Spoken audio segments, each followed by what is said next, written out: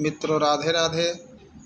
कृष्णा ज्योतिष महोबा में आपका पुनः स्वागत है। आज की ज्योतिष की अगली कड़ी में आज हम आपको राहु जो जन्म पत्रिका में इस कलयुग में धन देने में सर्वाधिक फास्ट और अप्रत्याशित समझ से परे धन देने के ग्रह हैं, प्लेनेट हैं। मित्रों, अगर आप ज्योतिष में रुचि रखते हैं तो आप अपनी जन्म पत्रिका से चेक कर सकते हैं कि आप का राहु सकारात्मक है या नकारात्मक है। राहु ग्रह के जो उत्तम स्थान हैं उनमें से जो पहला उनका स्थान है वो है थर्ड हाउस, यानी तीसरा घर। तीसरा घर पराक्रम का घर होता है। वहाँ पर बैठा हुआ राहु जातक को अत्यधिक साहसी, निडर और बहादुर बनाता है, धैर्यवान बनाता है। वह कुंडली के कई दोषों को तीसरे घर में बैठकर खत्म कर देता है। थोड़ा सा नकारात्मक प्रभाव राहु का ये होता है कि तीसरे घर में बैठने पर भाई के लिए थोड़ा अच्छा नहीं होता। यह तो वह जातक अकेला होगा। जिस भी जातक की पत्रिका में तीसरे घर में राहु होगा तो ज़्यादा मामलों में वह व्यक्ति अकेला भाई होता है, यानी सिंगल सन। अगर उसका छोटा भाई हुआ तो उतना विकास वो नहीं कर पाता। तो पहली पोजीशन राहु की तीसरी, फिर उसके बाद छठवां घर,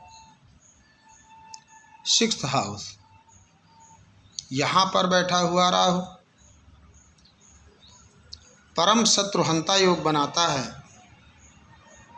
शत्रुहंता का मतलब होता है कि कोई भी शत्रु, बीमारी, रोग, ऋण उसके सामने टिक नहीं पाता।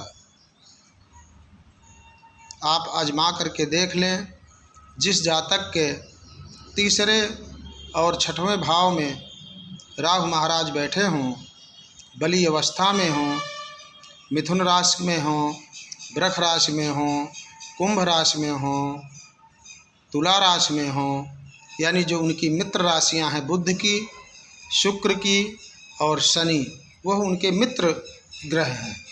उनका स्थान, उनका घर अगर राहु पा जाएं तीसरे घर में और छठवें घर में, तो आप उसको कभी हरा नहीं सकते हैं। आपको ही हार माननी पड़ेगी। राहु अगर मजबूत है तो वह व्यक्ति निरोगी होगा। और अगली जो उनकी पोजीशन है वो है एकादश, यानी 11वें भाव पर, लाभ भाव पर। लाभ भाव पर अगर राहु हुए, अचानक से धन योग, धन लाभ, और ये धन देते भी हैं तो किसी का अचानक किसी को प्रॉपर्टी मिल जाना, लॉटरी लग जाना, जुआ सट्टा इत्यादि जो कि बुरे कर्म हैं उनसे भी ये धन दिला देते हैं। ब्याज का भी धन जातक पा जाता है। 11वें स्थान पर लाभ देते हैं, सिर्फ पिता के लिए थोड़ा कष्टकारी होते हैं। लेकिन मित्रों, सदैव ध्यान रखिए धर्म से आई हुई जो लक्ष्मी होती है वो स्थायी होती है, और अधर्म का आया हुआ धन ज़्यादा दिन टिकता नहीं। तो इसलिए धन अगर आ रहा है बिना मेहनत के, किसी को बिना कष्ट दिए, तो उसको बचाने के लिए, उसको पचाने के लिए आपको धार्मिक कार्यों में आपको लगाना पड़ेगा। राहु अपना शुभ प्रभाव तभी देते हैं जन्म पत्रिका में जब व्यक्ति का गुरु मजबूत हो। तो गुरु को बल देने के लिए गुरुओं का सम्मान, मंदिर, तीर्थ, संत, साधुजन, वृद्धाश्रम, इन पर सेवा करें, दान धर्म करें, तो आपका राहु और उत्तम फल देना प्रारंभ कर देगा। राहु को प्रसन्न करने के लिए आपको कभी भी मांस, खासकर मछली का प्रयोग कतई नहीं करना चाहिए। राहु आपको इलेक्ट्रॉनिक, मोबाइल आदि क्षेत्रों से, सोशल मीडिया से भी आपको रातों रात बड़ा आदमी बना सकता है। आपने भी उदाहरण के रूप में देखे होंगे छोटे छोटे कलाकार जो कि गली नुक्कड़ में गा रहे थे, राहु महाराज की कृपा हुई, उनका ही एक गीत, उनका कोई गाया भजन, कोई उनका कृत्य ऐसे वायरल होता है जो करोड़ों लोग पसंद कर लेते हैं, और वो रातों रात झोपड़ी से उठकर महलों में आ जाते हैं। राहु का यही काम है, अचानक से उठा देना। लेकिन अगर आप सफलता पचा ना पाए तो आपको उसी तरह विमान क्रैश की तरह ऊपर से भी नीचे गिरा देते हैं। तो ध्यान रखें, राहु तीसरे घर का, छठवें घर का और एकादश घर का सबसे उत्तम माना जाता है। मध्यम में 1, 5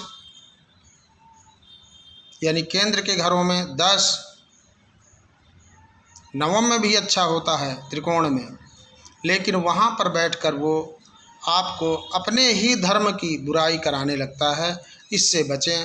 अपने धर्म, जो जिस धर्म को मानता है, सनातनी है सनातन माने, जो जिस धर्म में है उसी धर्म का अनुसरण करें, उनका राहु अच्छा फल देगा। इस कलयुग में धनदायक, नेम फेम के कारक राहु महाराज ही हैं। तो मेन रूप से तीसरा, छठवां और 11वां घर राहु के लिए स्थान बहुत अच्छा माना जाता है। आप अपनी पत्रिका चेक करें।